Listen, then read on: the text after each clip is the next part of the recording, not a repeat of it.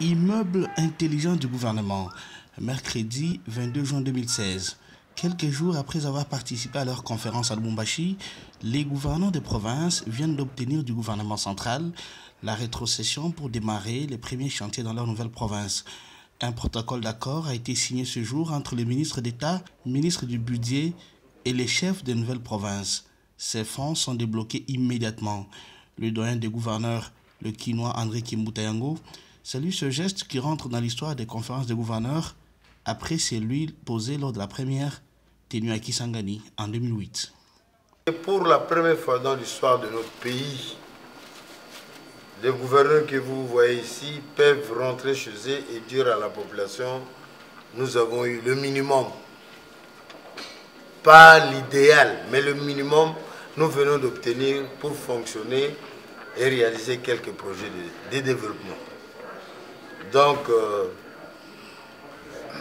pour la première fois, après une conférence de gouverneurs tenue à Lubumbashi, nous venons de nous mettre d'accord avec le ministre d'État au budget et celui des Finances concernant cette première tranche qu'on donne aux provinces, surtout les provinces démembrées, parce que ce sont de nouvelles provinces.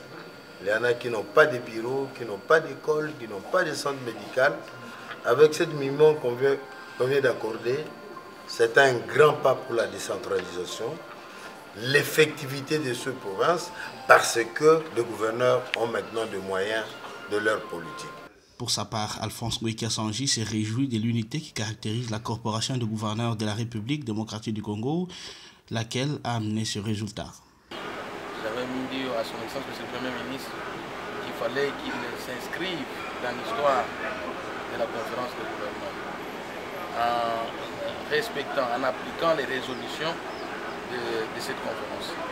Cette fois-ci, c'est la joie de toutes les nouvelles provinces, parce que nous avons vu que les chefs de l'État, la volonté que ce pays marche, aille de l'avant et qu'on vive réellement les effets positifs de la décentralisation, du découpage.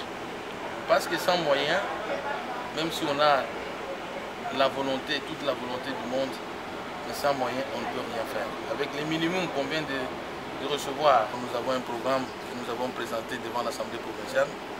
D'abord, notre désenclavement, notre débouché vers le fleuve, à travers le port d'Ndomba, les routes des dessertes agricoles, l'eau et l'électricité, l'agriculture pour l'autoprise en charge.